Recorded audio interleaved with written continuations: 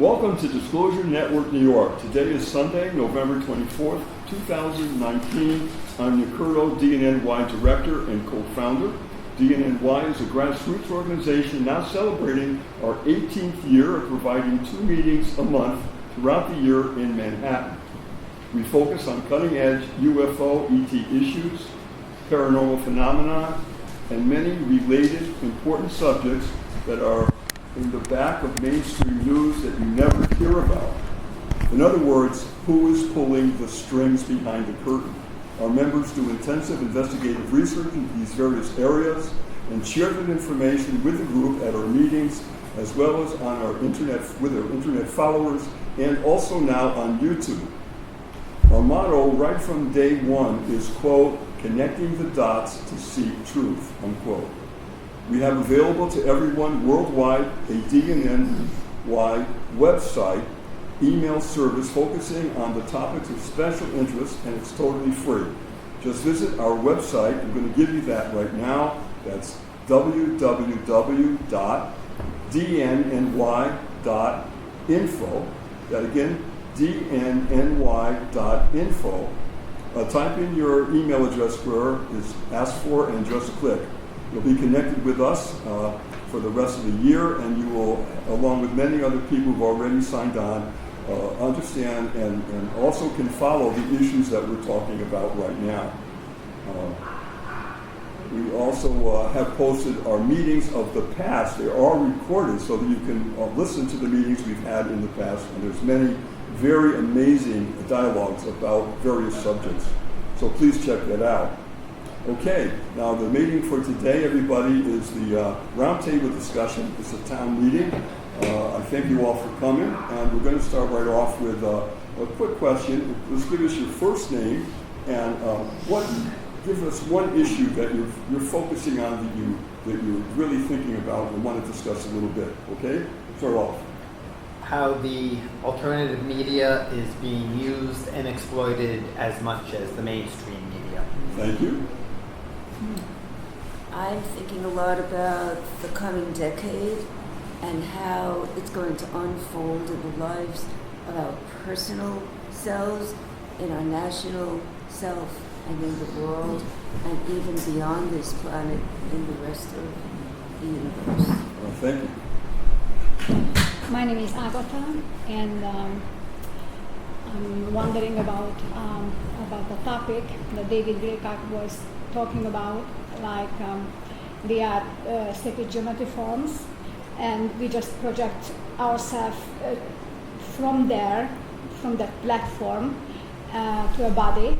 So if we change this sacred geometry form, we change our forms.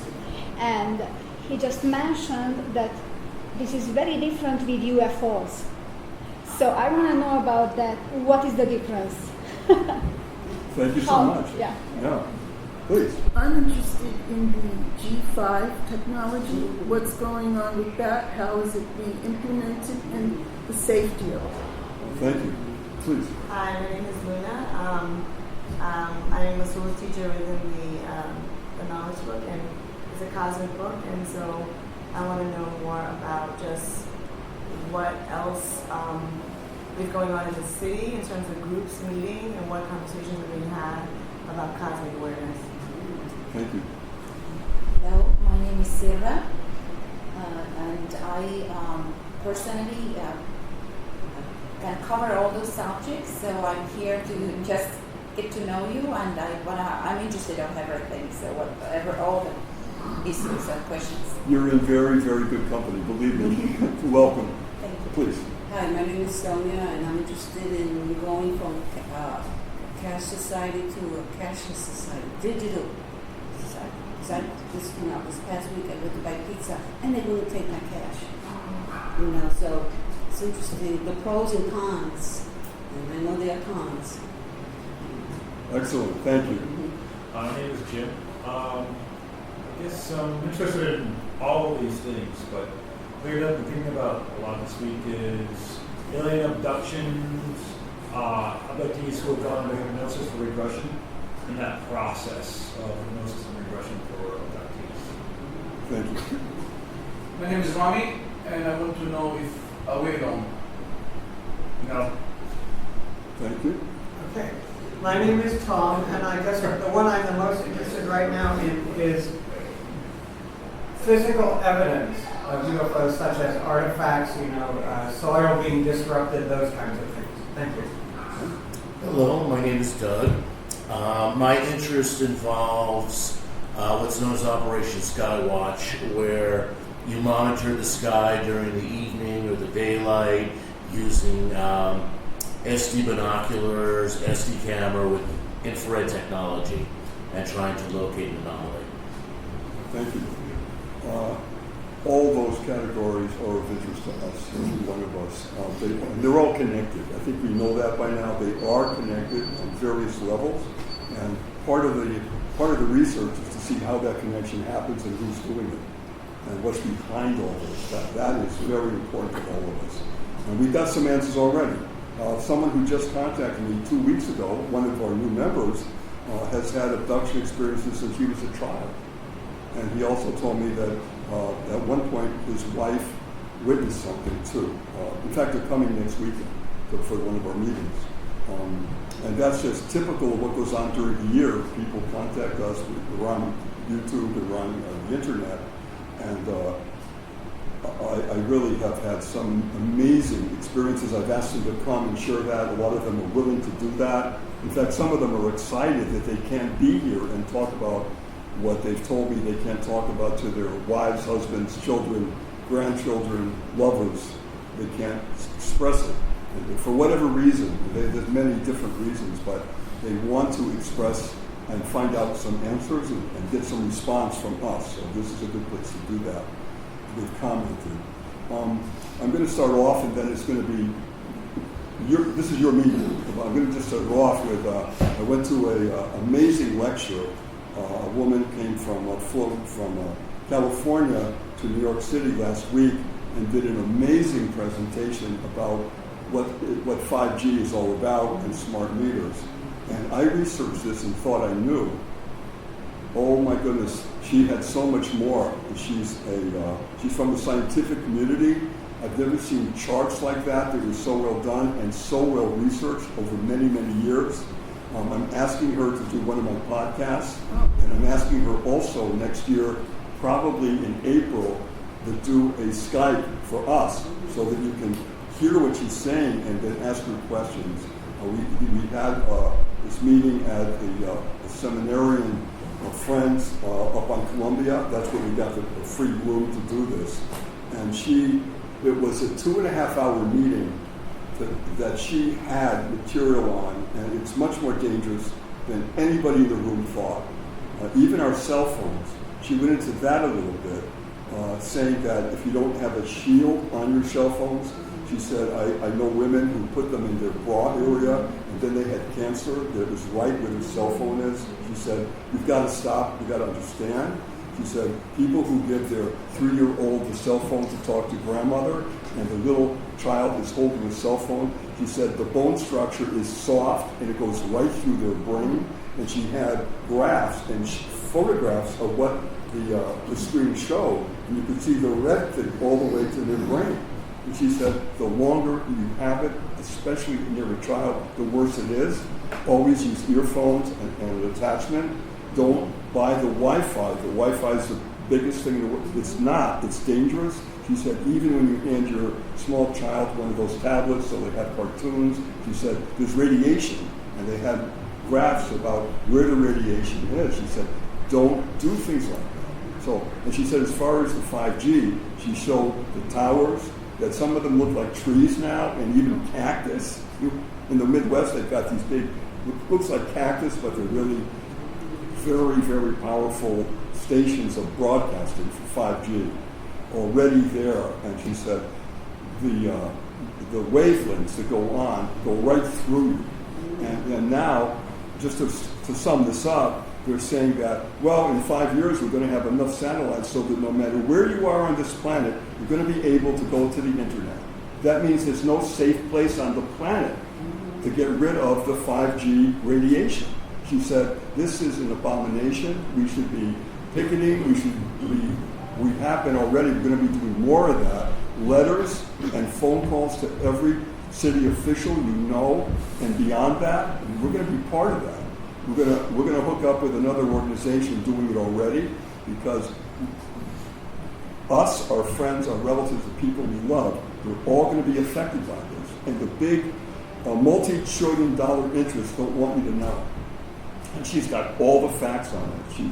She's amazing. Beverly said already that she will do a podcast, and we're going to have her come do this probably by Skype because he's in California. All right. Anyhow, that's mine, because right now that's really in my mind of what's going on. So who wants to start off? Anybody? Raise your hand. Who wants to start off? I just have a question. Go ahead. This nice lady, does she have any alternative? I'm sorry. Well, I'm sorry. I'm This sorry. lady, Beverly, her name? Yes. She have Yeah. We any posted her lecture for the last 2 weeks. We've been posting it. Oh, because you didn't get it. Exactly. It's okay. Oh. I'm just asking, yes or no. She have alternative to something else, or Yeah. Well. just to say how is better? Well, like I said, she's going to be in communication with us, and you'll be getting that. But her research is cutting edge, and she's also one of the nicest people in the world. When we had it was telecast, and when I got up, we had a Q&A for her lecture. When I got up, I said, Beverly, the first thing I got to tell you is that I've seen many presentations of all different kinds. Yours is probably the best presentation in my life that I've ever seen. It's that researched and that good, and your attitude of caring and loving are incredible. I just want to, and when I said that, the whole room exploded with applause, which she deserved. She deserved that. And anyhow, all right, but we'll. You still didn't answer me. Yeah, I'm sorry you didn't get that today, but we'll revisit her information, and we'll be doing demos. It's important. Okay, so answer one. Yeah. I just want to add to that Wi-Fi with the cell phone. What I do, a little bit that I can do, is that when I go to bed at night, I do put the when I'm not using the cell phone, I put it on airplane mode. She said that's a help. Okay, that's a help, and I have everything plugged into a power source, so at night I turn it off. Yeah. So I don't have that Wi-Fi coming into the TV and the cable, so so just a little bit. And also I bought Shanghai stickers with silver in it, and Shanghai helps to neutralize that. Yep. Where did you get those? CosmicReality.net. And if you just type in Nancy Hopkins, she's the one that started it years ago. She could give you all the information you need on it, and so. You said they have stickers? She sells stickers, they sell rubber sheets, they sell everything, Shanghai. They're even now making paint, so you paint your whole room. Yes, you Go mentioned into that. it. Type in Nancy Hopkins. Yep. She started, and there's a Shanghai store in Brooklyn too, all the way. What is the website again, please? Nancy Hopkins, and where you could get the supply also is, did I just say before, CosmicReality.net. Now I have an issue with my building because I have a little studio on the 25th floor of a building here in Manhattan. Yeah. But outside of my door, they have had, I think it's 24 meters that go to a whole floor of all the people there. I'm thinking, if those meters ever became smart meters, I'm cooked. I bought her stickers and I put it on my cell phone. Yes. So that helps. Yes. Yeah. It's smart. The way it doesn't block it. What it does is that anything that's negative energy, it kind of puts it back. It kind of busts it, it makes it go the other way, the correct way. And when it starts doing that, it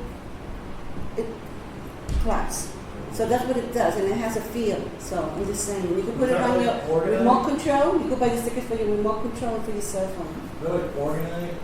Organite. Well, they talk about organite. She worked with a guy also that does organite, and they got a guy who's a shaman on the radio. You go on her web, Nancy Hopkins, and you get all the links. Nancy Hopkins. She's the one that started it like 14 years ago, bringing that in from Russia. And there's a lake in Russia that you can get it from. No, thank you for that info. That's important info, and I hope the people out there too will understand People buying that something's got to things. do. You go on YouTube and you can see people buying and painting their own. If you have Wi-Fi in your home, you can stop that by having your modem wired wire. You can buy it, or they can give it to you, and it goes to your computer or your laptop. I have that. I've had it for years, so that I don't have Wi-Fi in my home. I wouldn't want that, and I'm warning my families too, my nieces and nephews. Please do that. It's not good to have everything close to your face. And also another thing is, like you said, now they're selling paint. You can help that cause. Also, she mentioned other things, and one of them is some clothing that has something built in now. I bought the hat, I bought the cap, and I tested it, and I put it over my cell phone, and I tried to download it, it wouldn't go through. It's working. It was working, yeah. No, hey, keep us informed of what you're doing too, because you're following some safety things that she was talking about. So Yeah. good. Yeah, You the don't have caps to I do get it that. from a separate website. Just go on Amazon or just go on YouTube, not Amazon. Go YouTube and search for the caps that are. Whatever I hear, Yeah. Whatever I do, too, EMF caps. think of this for a second. If they ram this down our throats, if they're not going to listen, if public opinion is not enough, and they're going to set up all these antennas and all this, and if they go every couple of blocks, well, think of this. It's going to hurt thousands, tens of thousands, hundreds of thousands of people. And what are they going to do? They're going to go to the health facility because they're going to be hurting. You're going to have radiation. The health facilities are crowded already. Some of them are highly dysfunctional in other countries especially. And this is going to flood the health facilities with a brand new epidemic that people are going to need healing for. So the long term of this is paying a high price of bad health and worse and worse. And this is down the road. And they know that this is happening. The people that are wanting to do this 5G, and you go to the movie theaters and you go on television and you're going to see these commercials saying, we're going to have 5G. It's supposed to be a big, good deal. It's not. You're shoving it down our throats, and it's bad technology. Yeah. Yeah, I want to correct something that I said. This cap that I said that I bought, it has a lining inside that that blocks the EMF frequency, the high frequency from the microwave. There it is. Okay, it doesn't block the what else? Other Wi-Fi. It doesn't stop the Wi-Fi, but it neutralizes. It helps. Helps. Not like the Shanghai that really neutralizes. So I'm just saying it's a fabric that they put in the lining of on the hat. Because I bought a meter to test it. Oh. That's what I meant. Now I recall. I put meter I put the hat over my cell phone, and I wasn't getting a reading. So they sell goods, clothing, and caps. It's EMF frequency, microwave frequency. I'm talking about the microwave frequency. Now that they're going to be increasing it. That's what I'm talking about. Exactly. And again, all of this is bad news for us. Us being a people of the world, let alone. We have a couple of hands up. Francine, and then go ahead. Yeah, I have 2 points. A little louder.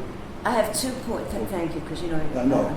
So I got a notice from Con Ed about a month ago, and it said 5G is coming. And I'm listening to all these researchers talk about it. And where does it go? I'm thinking it's New York City, the apartment buildings. Like, it goes into an electric closet on your floor. Mm-hmm. And if you're lucky enough to live in an apartment that's opposite the electric closet, you know, that's, and then along with that, they were so nice, they sent a map showing you where 5G is already installed. It was so nice of them. And believe it or not, Staten Island, this is New York City, Staten Island is complete. Oh. They did. This was shocking. I'm sitting there by myself. And I didn't know that. Shocking. Staten Island, they did first. It's complete. Then came Brooklyn, which is almost complete. This was maybe 6 weeks to 2 months ago. Then came Queens, the Bronx, and Manhattan is last. So these other boroughs might be 90% finished or 80% finished with little pockets that they have to get to.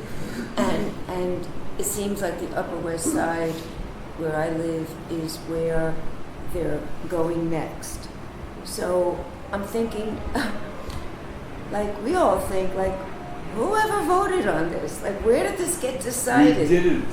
So while that's happening, and I'm like, I get a call from somebody who wants to take me out. So I went out on a date with him, and this man is from early America. So I learned a lot just from going out with him a few times. His family, because how do these things get done? How do they progress without anybody voting? How does it get blocked? I went out with this man, so now I don't want to go out with him again. So the family owns utilities. Like in New York, it's Con Ed. In New England, and a lot of it is in New England because that's where they settled. New England Power and Light, whatever they call it. And I said to him, look, I said, I can go out and be out for 3 hours, come home, put my stuff on the counter, which is right opposite, a small apartment, the refrigerator and the other kitchen appliances. And within 10 seconds, before I even finish opening my mail, the pain is going down my back. So I know it's coming from the refrigerator, and I did research on that. And sure enough, I discovered that all our appliances, especially the refrigerator, which is the biggest, are emitting these ELF frequencies and electromagnetic frequencies, and as they get upgraded, 5G. And so, look, after I'm trying to stand on the side of the counter, but you take out things from the refrigerator, you put it down. I mean, it's a constant assault, but not only the refrigerator. This is what I learned from looking further and further. Our vacuum cleaners, our hair blowers, and any kind of appliance that we have in the house, those toaster ovens, everything that works on electromagnetic activity is going to affect our physical self. And a lot of people, when I tell my friends who are in their 50s and I'm older, that my goodness, it's like I can't do anything without writing it down and then checking. Throughout the whole day, I have to check my list. I used to just know what I had to do. They say, it's not because you're older, I'm having the same problem. So our cognitive abilities are being affected by this 5G. So that's what I learned. I also learned, because I wear hearing aids, in that research, it's amazing, but the hearing aid manufacturer was in there. And because I noticed, like during the summer when I'm sitting in an outdoor cafe, which I did a lot of this summer, on Amsterdam Avenue, all those cafes, every time a bus went by, I began to realize my hearing aids went off. Hey, I was going to text you, but I was too busy. So you got my message anyway. So I learned that the hearing aids, I learned that the buses, we think they're running on gasoline, but they're actually running on electromagnetics. And they will be running more efficiently on 5G. So my hearing aids go off. That means it's affecting hearing aids, which are like such tiny little things. And they're in your head. So I always have to pull them out, reset them, put them back until the next bus goes by. And it's not only buses, it's trucks, because we have so many food delivery trucks that if they're refrigerated, those refrigerated trucks, you don't know what's in them. I mean, the streets are crowded, they're driving by, and that but the point is, babies in strollers, everybody, pregnant women, we're all being bombarded by these frequencies. That's why I said I'm so concerned about the coming decade and how we're all going to be affected. Okay, we have another hand. Go ahead. First name and then go ahead.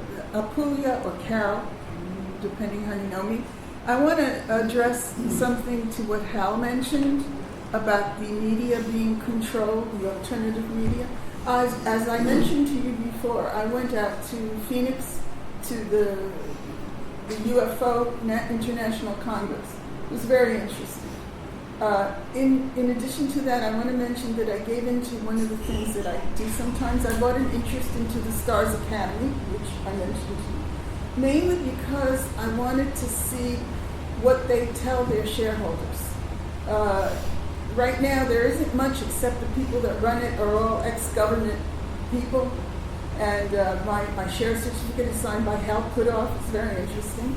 And I get emails occasionally from them. Going back to Phoenix. So in Phoenix, one of the star speakers was George Knapp, the reporter. What was of interest with him was that he was talking about his relationship with former Senator Harry Reid. They're both based in Nevada.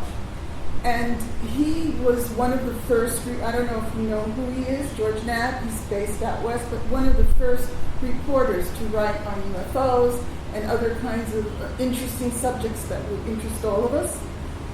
He had information on a lot of things, and Harry Reid contacted him. I forget which it was. I think it had to do with the Tic Tac videos. He had information on all that before, but Harry Reid told him, don't publish it. Oh. He wanted to publish it through his group, through Luis Elizondo, through all those people. So George Knapp held back. And the reason I'm saying it is because the government is getting involved in controlling the conversation. You bet. The difference is that this has been around for so long that a lot of people already know the truth, and it's not going to be so easy to bamboozle them. But they're trying. So George Knapp is that particular group of people is becoming very involved with the entrenched powers. That was my impression from attending. They're talking to people like Richard Dolan and others to convince them to go on to their side. That what's the name of? I forget the name of one of the people. Alejandro Rojas. He's the one that runs that, and so he's very much a defender of what the government is doing. And just to mention to you about the cashless society, that isn't a civil rights issue, and it's already being addressed. I read all about it. The legislation, under legislation, they're hoping to change it. And one councilman in Philly, he went, he had his office, he went across the street to get a cup of coffee, buy something. They wouldn't take his cash. And he wrote, and he put a stop to that. Yeah. So Philly's the first one who's changing it. New York is also under legislation. San Francisco and other cities are writing to him how he went about it to do it. So his name is Green, and he's a councilman of Philadelphia. I just wanted to mention. No, thank you both for that. Yeah, we got some hands up. Hal and actually, to further address what Carol was saying, more of what I was referring to is not the government taking over alternative media. I was talking about alternative media using their articles to their own advantage, desire, or anything else. An example I can give you, there was a very good article about cancer research. Excellent article. There was 4 other articles from that where the persons explaining the article then went to say, I am not an expert in it, I do not know that much about it, and then proceeded to give an entire scientific lecture on the subject. Also saying from that, I'm using this one article as an example, that this will prove that not everything medical science tells you is correct. From that, from 3 other articles, that this is further proof that Jeffrey Epstein is alive. I don't even want to get into that. He may be, he may not, that's your own personal belief, but at any rate, it's these one article is building off the other, very often having nothing to do with anything to do with the other, but we learned from this site. So I think what it's coming down to, unfortunately, it's not so much what they're publishing, it's very often, okay, who do you want to believe? They're telling the truth without further research. Your hand and then please. Okay, this is Agatha. Back to the 5G. Actually, I know the website. I don't know it by heart right now, but I will send it to you. That it's a Russian website that you can get all the stuff half price or even half of half. You can get the powder you put into the paint, any kind of paint, or you soak it into your curtains. So all around your rooms, the windows, everything is protected. Secondly, last night, I just got from somebody email, and he told me there is a Helios machine that's coming out, like they will launch in a month or two. And this Helios, if you wear it, it protects you for a meter or two from any kind of EMS. It has an APP, and it's actually a real small machine. It's not. It's a side effect. Actually, it's not the main purpose. So it's good to know about this. Yes, of course. And what I think we need to do is collect these various websites that we're speaking of, and then doing a mass email to everybody.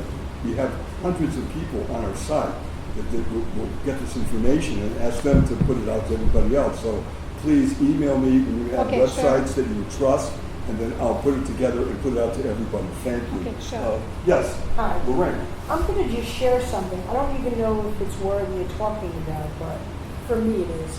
I just came back from it wasn't a wait, I don't know what the hell it was, but my friend just died, okay, and I just want to, no, it's okay. But the thing that's really crazy is that she donated her organs, okay, and I want to tell you something. Something happened the other day. I was there yesterday too. And I don't even know where I'm going with this, but something happened that really like totally flipped me out. When I was there, and I gotta say for the premise that my friend has been in a coma 3 times in her life. Okay? But this time was a little bit different because she actually donated her organs. Now, they had her on ice, okay? And when I was standing there with my sister and I was looking at the monitor, okay, her pulse was so much, her life was so much, and then when it went and it was supposedly flat, well, something happened when I was there. And it's really my sister's friend. But when I was sitting there, I don't care what anybody says. I know what I saw, okay?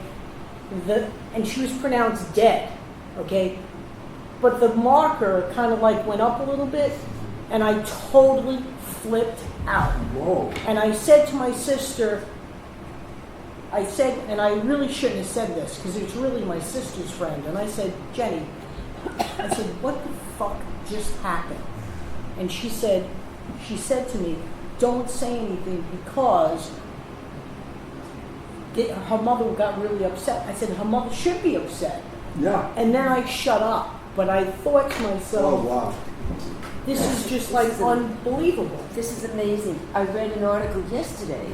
A friend of mine on Facebook is a nurse. Keep your voice up. And she was she had to bring the body to the morgue of this woman who donated her organs. I can't believe your story. And she said they removed the organs, and she and another nurse had to clean up. And after she cleaned up, and it was her job by herself to bring the body to the morgue. And all of a sudden, the beeper, there's a beeper that monitors, started beeping. Yes. Whoa.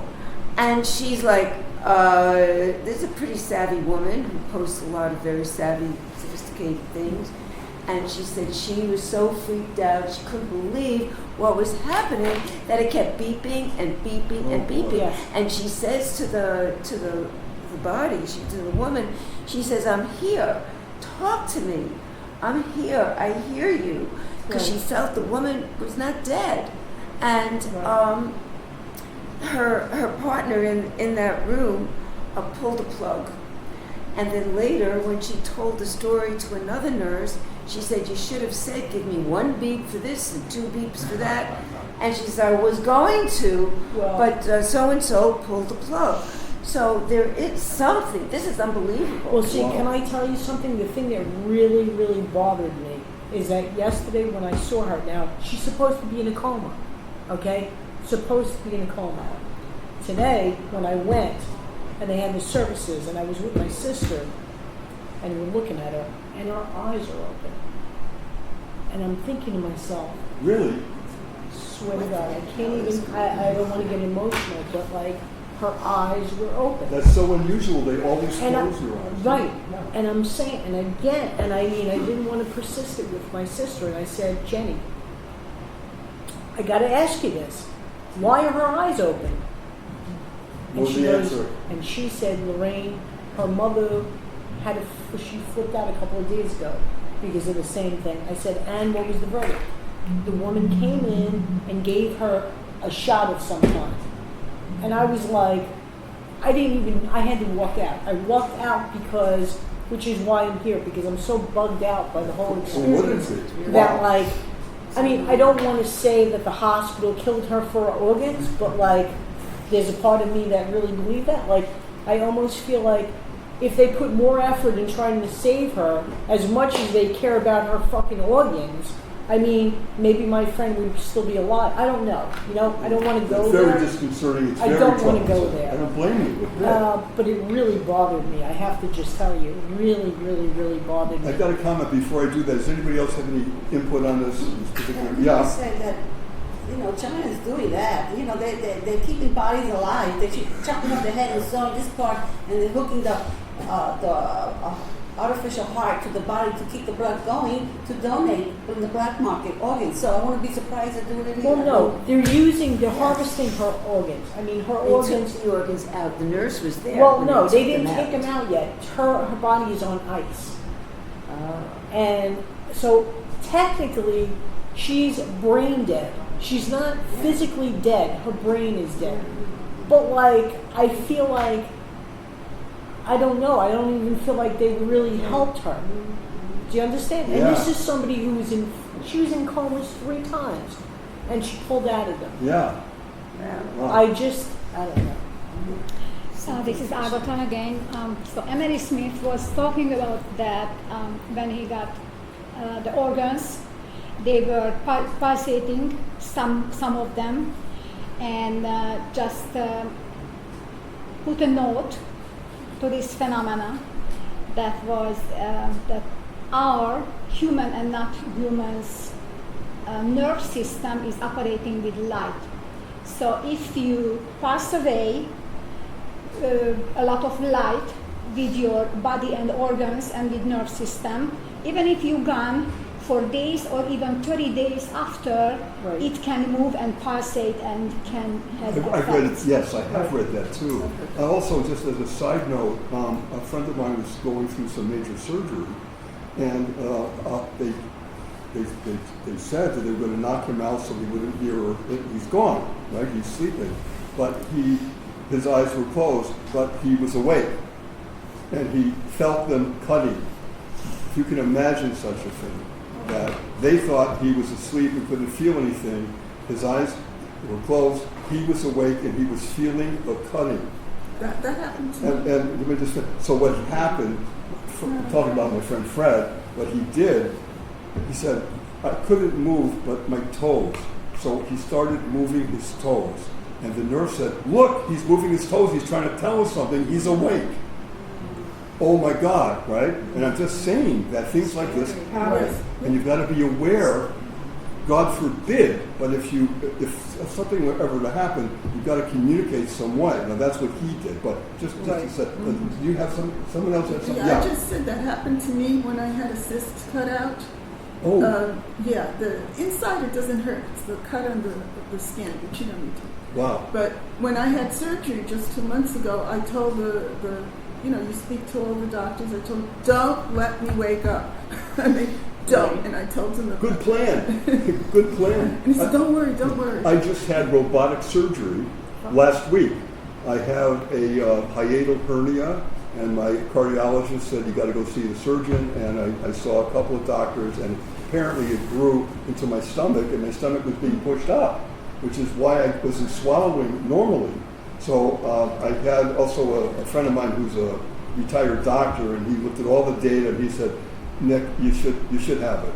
You should do it. So all right, I'm going to do it.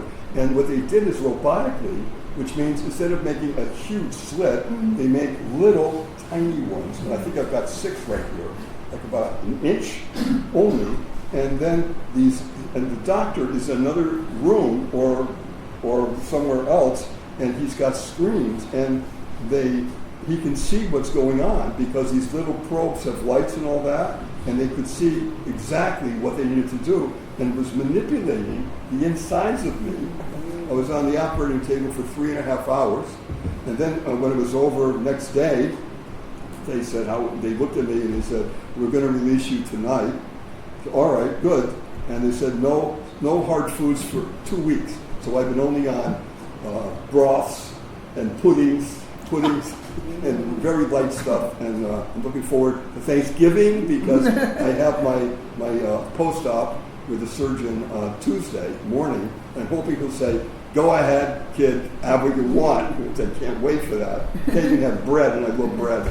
So, but it's amazing what they can do. And my friend said they tilted my head. My whole body was at a 45-degree angle, and they strapped me down, and I don't remember any of that. I was totally asleep. And then they put these huge machines things, and these little probe things go, things, but they go into you. And they apparently blow you up with air so that it makes it easier for them to operate.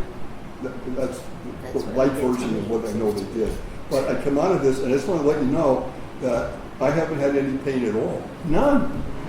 And they gave me narcotics. They gave me like 3 or 4 major things to killing pain. And she said, how are you doing? I said, I have no pain at all except for my shoulder. And that's because of the hiatal was on this side, and apparently some nerves go up into your shoulder. And they said within a few weeks that will be over with. But I just want to say, but what you're saying about what you're talking about, the anesthesiologist and making friends and saying, please, that's all important. Absolutely, you have to do that. Okay, we're going to go to another subject. Just want to finish it off. Okay. Yeah, I just want to say that it was really painful for me to see. God. Only because just 3 years ago, I had 3 blood clots in my brain. That could have been me. Okay?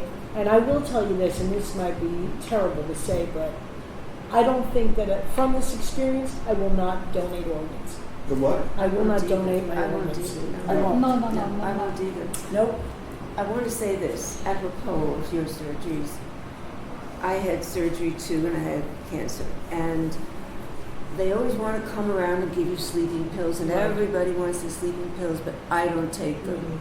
I've been in the hospital a lot. I don't take the sleeping pills. And I'm so glad that I don't. And I want to, as a sideline, everyone who's in the hospital should have a loved one or someone that you can afford to pay for to be your advocate next to you. Absolutely. Because it's gotten dangerous. So in the middle of the night, I wake up because this nurse is touching my arm. And I open my eyes and I said, what are you doing? Now, if I had taken the sleeping pill, I would have been out. Right. She got a needle and she's testing it. I said, what is that? I'm going home tomorrow. I don't need that. She said, yes, you do. She was like I swear, she was like a fucking Nazi. And I'm laying there and I said to her, but what is that for? She said, the doctor ordered it. I said, but why did the doctor order it? What is the purpose? She had no answer for me, and she was fighting with me to put it in my arm. And I said, no way, Jose. No shot. I don't want it. And I kept her from giving me that shot. So after you reach a certain age, you're considered expendable in this new climate that we're reaching. Everything is geared to younger people. Everything. You've got to be vigilant. You've got to really understand. You've got to ask the questions like you were doing. Absolutely. But if I had taken the sleeping pill, I probably would have woke up when I felt it, but it would have been too late. I got a quick story. This is about my mom. She's in the hospital, and she's by herself in this room. This is in Massachusetts, way back when, but it's just an interesting story. And she looks up at the ceiling. It's nighttime, and she says, "I swear I saw a face. I saw little eyes." So she said, I felt so silly, but I called the nurse. My room was fairly dark, and she said, "I got to ask you." She said, "I'm seeing something up in the ceiling."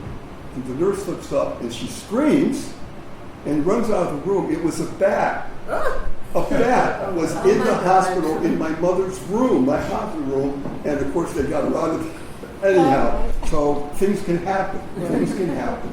All right, we want to go to another subject now. There's a lot of subjects. Does anybody want to start another subject? Anything? Whatever you're interested in. Okay. A quick comment on the hypnosis, regression hypnosis.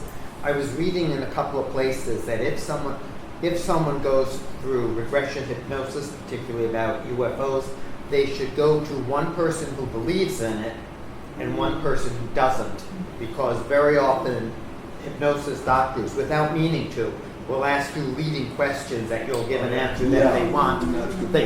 So therefore, you're best going to a pro and an anti to get a good judgment. No, that's a it's good very point. easy, very, very easy to implant false memories. Even when they're not under hypnosis, you can actually do it. There's actually an experiment that was done several years back in a university where they did a test to put false memories into college students, and they had to stop the experiment because like over 60% of the students were believing these things about themselves that weren't true at all. Whoa. But they take a couple of things that happened, and they would jumble it around to create this other event. And after like 1 or 2 interviews, they were like, yeah, that totally happened to me. I was like 10 and I was whatever it was. And they had to stop the experiment because these people, they couldn't like get them to not believe like the false memories that they were implanting. That's really a big danger. Thank you for saying that, Jim. Crazy. Yeah, another thing too, Okay. I've been getting a couple of questions about, can I recommend any doctor who will take a look and see if there's an implant in someone? And I've gotten a couple of people asking me that. I don't have an answer for that, so I'm just saying if anybody in the room has any information on that, or for our YouTube listeners, you can get me. My email address is Nick, Nick, NYNY, the figure 1 at gmail.com. If you have any information like that of someone that's noted and that's you feel you can trust, I would just like to do some research on that. So I just want to put that out there. Okay, you had something. Really loud. Do you know any place I can hear the actual regressions? Just or just like read and like he say, who say, whatever. There's lots of them on YouTube actually. Real ones? Yeah. Like people are under hypnosis doing their regression. Interesting. As we know, we just had Travis Walton. We talked to Travis last week. Say it louder. Bud Hopkins. Oh yeah.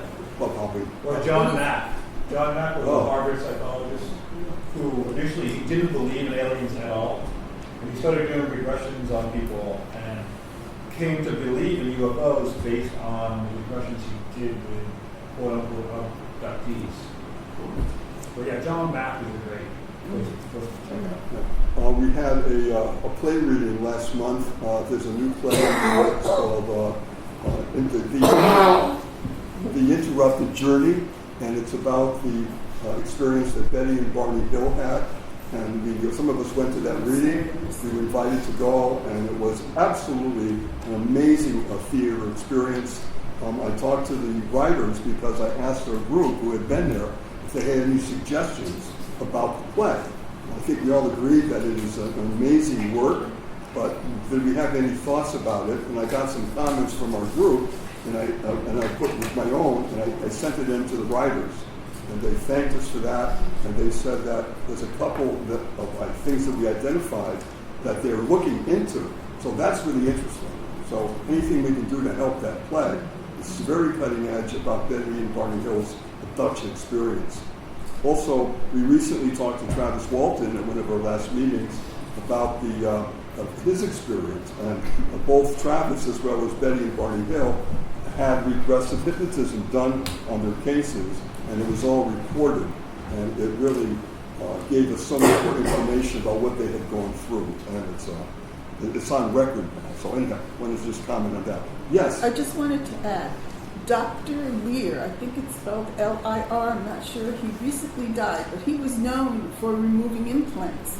I am sure that any of his associates would be, if you can contact them, you can get the information, they would probably know what doctors to go to. Thank you for that. We will, because some people have mentioned that they feel as though, and they even identified areas in their body where they feel as though they are. So if it were me, I would say, I want to know. Well, I've seen many reports, and Richard Dolan, my favorite, Yeah. has done them. Other people have done them, and probably, as I said, if you can find out who his associates were, they would be able to give That's you an information. excellent idea. Thank you for that. We got two hands up. Then, go ahead. Okay, so, Really loud. oh, I'm sorry. A long time ago, I went for regression with Bud Hopkins, and I felt something was going on because when I moved from Westchester back to New York, I remember thinking very, very clearly, they'll never find me in New York. Because if you're living in a private house, it's easy, but an apartment, they'll never find me. I don't know why I said that. Whatever I remembered up to that point was gone. Just complete, I have no memory of it, but I do have a memory of my very early years when I was a baby. So I go to Bud, and there's a few of his helpers around. You have to be very careful about who the associates are and how you can trust. I don't trust anybody anymore. And he's regressing me. And I know my own memories. When I have things happen, I know what they are, and I usually can discern whether it's real or not real, if it's a mind control thing that's going on in the middle of the night, or if it's a spiritual thing. And what happened during that regression was I was being led. First, I was being led to ask what the table looked like that I was on. Did it have a base? So as soon as he said that, I saw the traditional, no legs, one base. Then there was an alien baby. I'm sorry for using that word. I don't really want to use it. An ET baby walking toward me, and he said, "Does it have?" I was feeling a lot of sorrow when I saw that baby because I felt the baby could read my mind, but I could not read the baby's mind very, very clearly. And I was thinking that it wasn't attractive. And we tell our babies they're all beautiful. All babies are beautiful, and that bothered me. So Bud said to me, so look at the belly button. Is it an innie or an outie? Until that moment, I didn't even think about the belly button. So I looked, and I didn't see one. So I said, I don't see a belly button. But you see how I was being led? Yeah. See how I was being led? And there was a lot. The recording upset me so much because I felt it wasn't me. One of the things that they asked me while I was on the table was, tell us about love. That's my field. Good question for you. Right? Yeah. Because they know who you are. They know whether it's technological or real. They know who you are. And so I said, love is when a woman in Africa is crying over her baby, and we see that, we feel compassion for that woman. We feel love for that woman and her baby. And that's the best way I can describe what love is on earth.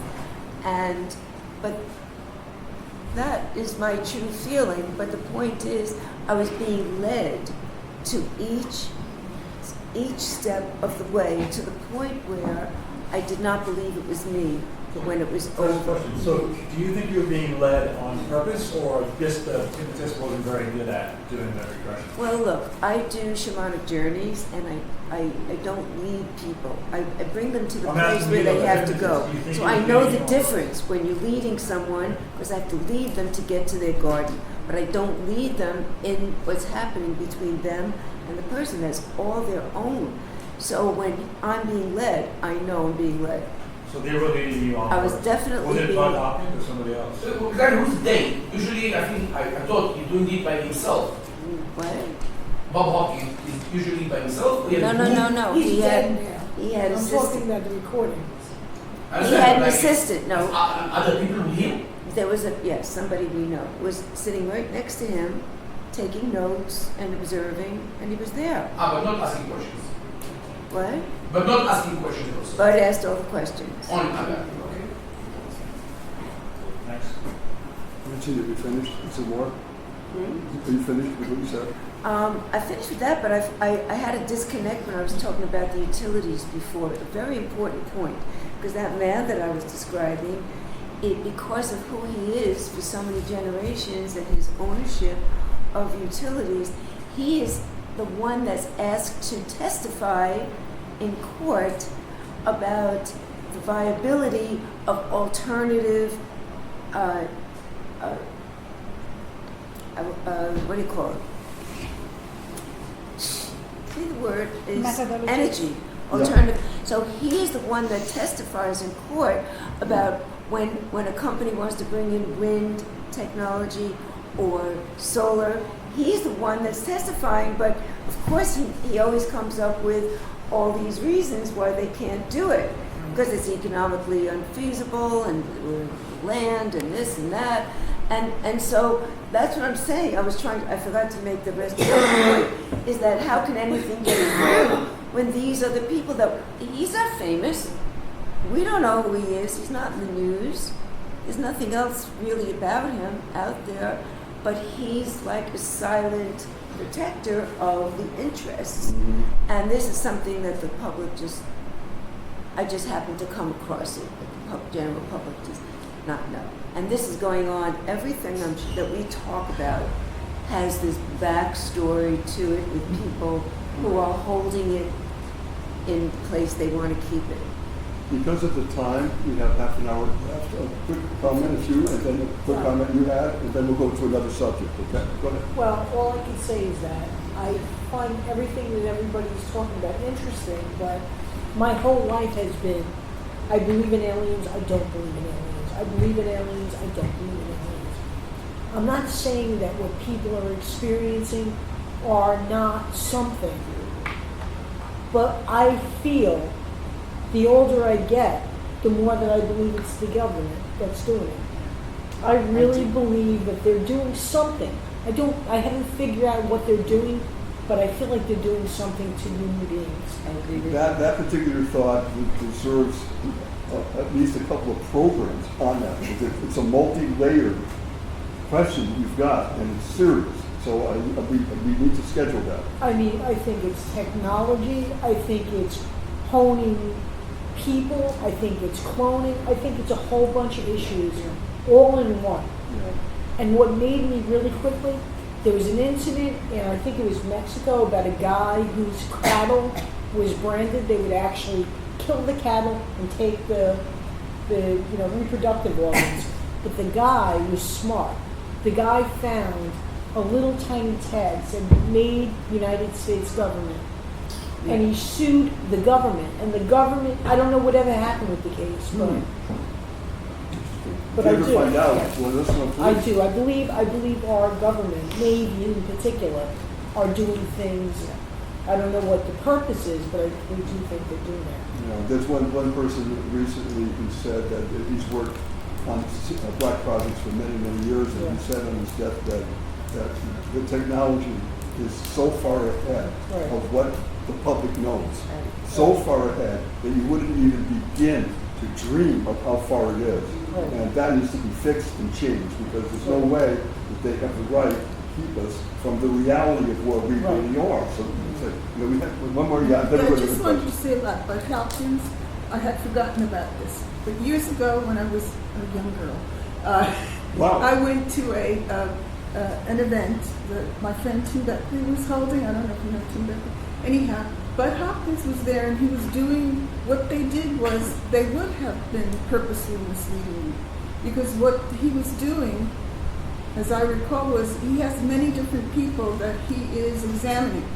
And he's looking for the thing that they all have in common to get the person who would be telling the truth. So they are misleading you, but for a purpose. That was my impression at this group meeting I was at. There were all these people who said they were abducted or had sightings. So I've had a sighting and I took part. But I never had an abduction or anything, so they weren't interested in me beyond that. They were interested in people who actually had abduction experiences. Yeah, and And you can explain. control the narrative. If you can control the narrative, name the subject, name them all, you can control the narrative. You have people that are specialists in doing that. You can make people believe that white is black. Yeah, but that go on wasn't and the on with reason. That wasn't the reason they were misleading. They were misleading to find who was telling the truth, as opposed to people who make up stuff to get attention. We know some people like that. Yeah. That was the purpose.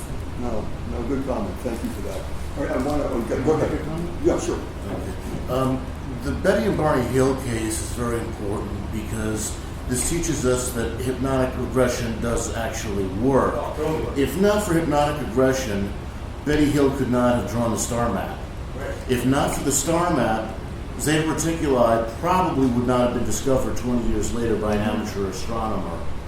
And that proves that it all works, that it all fits together.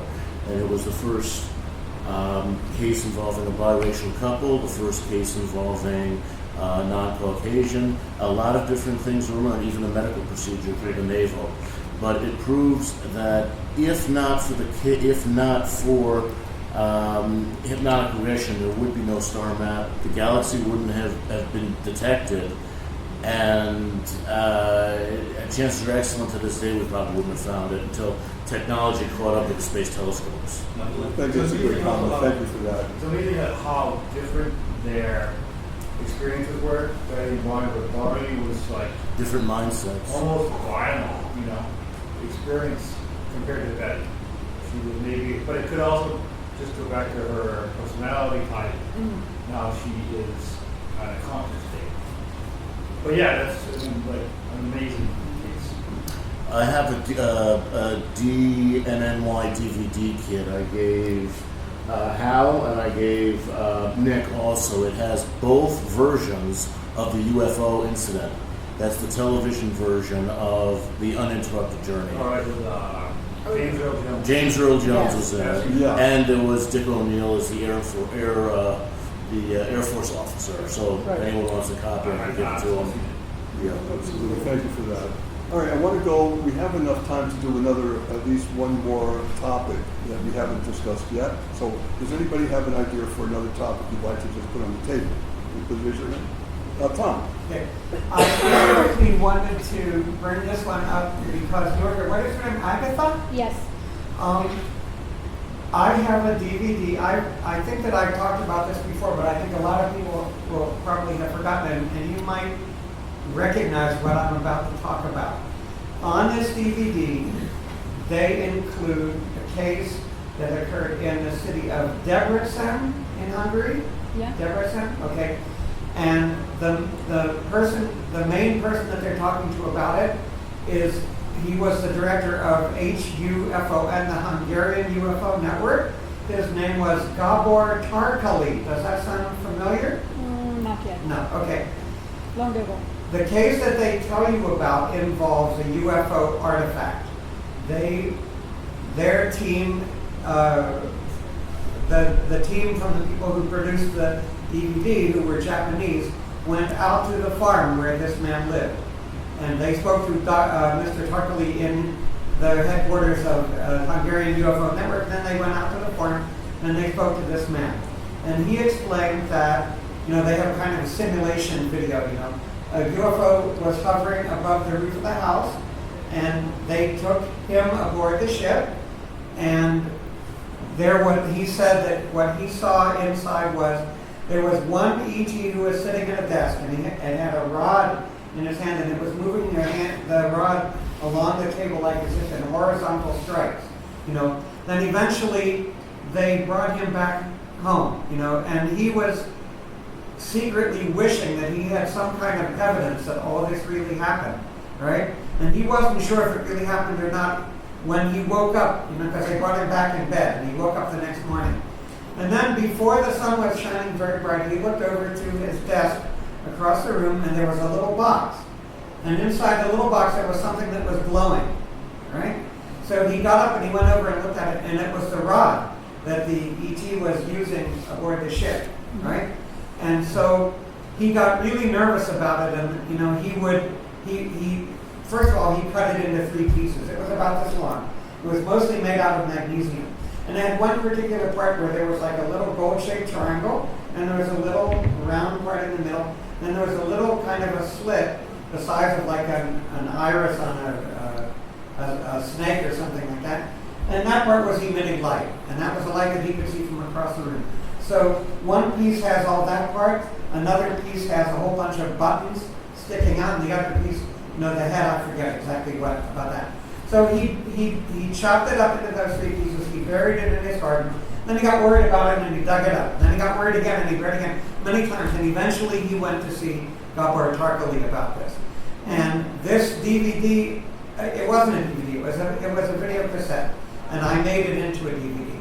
You weren't supposed to be allowed to get this in the United States, because the producer, the people who put up the money, tried to block it. They tried to block all the distributors in America. But I knew that there's a chain of Japanese bookstores that have stores in New York and in Tokyo. And I went there and I asked if they could order it for me. And they did, and they had their own distributors. And the people that blocked it didn't know that, because that's how come I have it. And the DVD the film was probably made in the late 90s, but the little piece with the slit and everything was still emitting energy, many, many years after the case. And as far as I know, it's still emitting energy to this very day.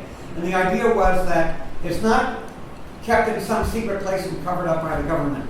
Anybody could walk into the headquarters of the Hungarian UFO network and see it. In a little case or something, you can walk up there and see it. I was just kind of wondering if anybody ever talks about this in Hungary now, because it was an absolutely amazing case. Not really, but I will ask the present president of the UFO. Oh, okay. Very good friend of mine. And I made it into a DVD, and I could bring it here and we could show it. Oh, that'd be nice. Wow. I'd like to see that. Well, the entire DVD deals with a lot of other stuff, because the main thing, this was this was supposed to be the third and final episode of the whole thing with the Ray Santilli alien autopsy, right? But they cover a lot of these other kind of cases on the thing. So the part with Debrecen in Hungary is only like about maybe maximum 15 minutes, not probably less than that. Why don't we arrange that, say, at the beginning of next year, that we have a half-an-hour segment devoted to that. When I made the DVD, I broke it up into chapters, so you can click on the thing and go right to that. Good. That would be fantastic. Or Jim, a stick, whatever's good technically, we'll figure it out. Also, that's right. Mr. Tarkali sent me written information about this in English. And in addition to the fact that they actually have that rod, and they know that most of it, the body of it, is made out of magnesium, they did a lot of research on it, with these big companies in Japan. And their findings at that point were that this is more pure magnesium than any company on the earth manufactures. Wow. So that's another thing about it. I've never heard that story. Wow. Thank you so much. I never heard that story before. So maybe next time or once when we can watch this film, we can Skype the present president of the UFO club in Hungary. He knows a lot, really. So he can comment just on one it. more. They also have a segment about an incident at the Gdansk shipyards, right? And I don't remember the man's name, but he's all speaking in Russian, and they're translating it into Japanese. But you can tell that he's talking about, he's moving his hand like this, like there's a ship that's coming down, and it came down into the water, and then there was an alien that fell out of the craft or something like that, and came up, and they brought the alien into a kind of little operating room, and had a little band around its wrist, and they were trying to remove the band, and the alien was kind of struggling, didn't want them to remove the band, but they got it off, and immediately after the doctor flopped, the alien flopped over dead. Wow. So that's on the DVD also. It sounds fantastic. We got to schedule that, because we have to do that. Okay. Thank you. That'd be great. Sure. We have about 15 more minutes. Does anybody want to go to another subject area, just a general area you have in mind? Yeah. Yeah, the one that I brought up about going from cash payment to digital payment. And I went to YouTube, and it was under cashless society leads to enslavement. And what they were talking about that now you have to use your card or your iPhone, and so and all that information is given to this marketing, and they can get a complete profile of you. Okay, so Big Brother knows everything, watching you, your spending, your profile, and everything, and he was saying that in Sweden, 80% of the people use digital payment, and 4,000 people volunteer to have a chip implanted in their finger, so they don't even have to use a card anymore or iPhone. They just wave their hand. So people are turning into walking chips. Yep. And they really. That's the way to sell it. That's the way to sell it to website. masses. Listen to him. It's a cashless society leads to enslavement on YouTube. Yeah, that's a program we should get into because that connects even with 5G. Even with 5G, Oh, yeah, and that's- also even the smart meters, because the more information that's captured, and there's an aggressive effort to capture every single thing about everybody. Yes. And they've got the facilities to do that, and they've been doing it. One quick point is that I'm guessing 15 years ago, we actually had at our meeting, I knew he was going to be in New York. I don't remember how I got a hold of him, but Al Bielek from the Philadelphia experiment, if you remember that, and he was here. He talked to us for almost 2 hours. And one thing he said, I remember, he said that in the future, because he and his brother had really been there, and he said, in the future, when you go to a place for transportation, you will be scanned in a way that they will read you in your inner thoughts. And if you have any malice at any kind, bringing down the plane, the train, whatever it is, they will immediately pluck you out and put you in and grill you. And at the time, that seemed like, really? They could do something like that? I mean, it was just like from the science fiction movie. Well, I just read, maybe you guys have already read some articles, it's there. The technology is there, and they can screen people and know what's going on. How interesting is that? Hand up. Quick statement, and then a question. What you were saying with cashless society, part of that is our own fault. Because I know a lot of people, I would say, probably it's safe to say 80% of the people pay with everything by credit card. What you hear constantly is, I don't like to carry cash. It's not a good idea to carry cash. It's easier not to carry cash. I don't think you can blame it all on media. I think it's partially protection in the city. It's not a good idea. And partially it's laziness on our part. And I think a lot of it is also, you can't even say shipping, in-house shipping, I can't think, mail order, thank you. But people don't want to carry cash, don't want to deal in cash. And so that kind of feeds into it. It's playing into that scenario. But my point is, I think the scenario was almost created by people first, and then they said, wow, we can run with this, as opposed to the other way around. That's impossible, certainly a possibility. But what you're saying is it's going now in a different direction. Yeah, but I think people are led to that direction. That could be. Because, the more credit we owe, the more we enslave. They say, gold is what king used to pay for stuff. Silver is what the gentleman used. Barter is what the pauper used. Credit is what the slave used. So let's take that another step. So that's what they want to get you. Right. Let's take another step. Okay. Now you're on something that's cashless. It's your let's say $2,000 is being put in your account, so to speak. Okay. And then they say, we don't like her. She's saying things that are against the government, against the blah blah. So you know what? We're going to flip the switch. You're not going to have any electronic anything going on now. So what does that mean? You can't buy food. China's doing that. China's doing that. Like you just said, it's being done in China. Right. So it's total control. And who gets to press the button? Mm-hmm. Right? It goes all that way, and it's a nightmare. Did you ever think that when we were growing up Never. that we were be having a conversation that we are in this room about these issues? How could we? In my wildest It's beyond the imagination, imagination. really, I never thought I was going to go to this, and here we are. I just think that's an amazing point. Tom, and then Okay. I think the whole point, maybe everybody here, I don't know if all of you can remember back to the point where you first got your very first credit card. You had to be given permission by the bank to grant you the right to have that credit card. You had to have a certain amount of money. You had to have a job. You had to have witnesses. There were various different things that you had to have that some really, really poor people simply do not have. They don't have friends to bring who can vouch for them, who have money, who could come. There's people who simply don't have what you have to get your very first credit card. Once you get one, you can get others, but it's awfully hard for these people. A lot of them can probably not do it. My dear friend David, who passed away in December 2015, never had a credit card. And I said, David, I'll go with you. I'll be your witness. You can, vouch for you. You can get it. He didn't want to. He said he wanted to stay out of the grid, and that's everything.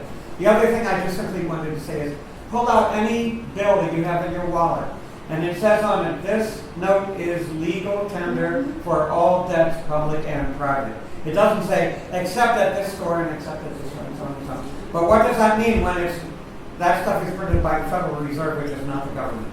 All right, thank you. that's, again, this is one of those subjects that the more you know, the wilder It's a good point. and troubling Yes. it gets. Yes. Francine, you got the last word. Okay, so that's apt. What my whole thing is that technology is being developed to imitate the human soul. Who we are as essential beings is being replicated by technology. So if we have intuition, then the technology is going to put plans, maps, thoughts, words, things in our head, and then we think it's our intuition. And they have the technology to do that. All of this experimentation that's going on is all about creating AI to replace the ensouled human being and have a race of AI, which there might be some biology in there with the technological, but that's basically what it is. And I'm very spiritual, and I have a lot of high spiritual input, and so I can see what's love, what's coming from love, that's real. If it's not coming from love, it's not real. That's the way you know. And everything that's frightening to us is just not coming from love. And I've attended so many seminars, especially the one down at Cooper Union, about AI. And this was about 5 years ago. So much has progressed in 5 years. They were talking 20 years, meanwhile it's happening now, only 4 or 5 years later, about AI. It was panels and panels of people, 48 hours, and 24 hours in 2 days, and they all agreed that the end result is the creation of AI replacing the human, and every single last one of the speakers, 5 people on every panel, one panel after another for 2 days straight, agreed that they were frightened about it, and it wasn't going to be good for humanity because it would be a society that would mimic humans, but it's really to make certain entities wealthier because the AI being can be controlled. Mm-hmm.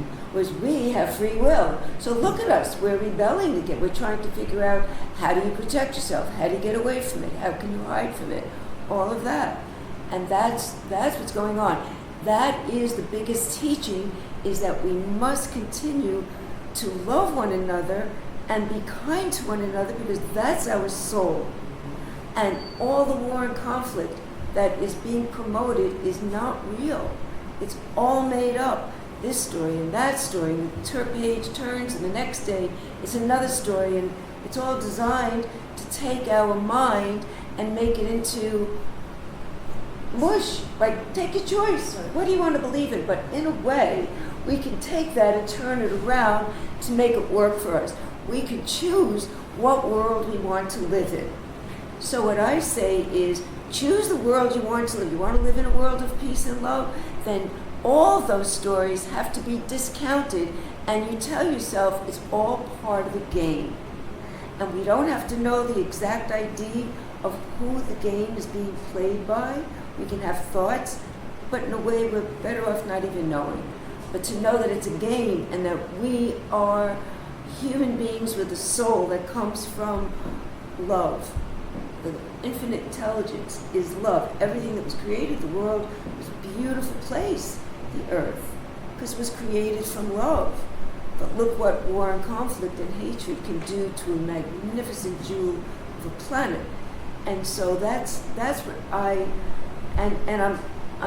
delving into these ideas literally, believe it or not, since I'm 3 years old, and I felt myself coming back into my body in the morning, just as the sun was rising and the stars were shooting by me, and I felt that I was being taught and told to remember who I am. Remember who I am. And then when I was 4 years old, I was contacted. I think I was still 3 when I was actually contacted, but by an angelic presence. So I mean, this is my lifelong. You want me to tell you how old I am? It's a lot of years. That's all I can tell you.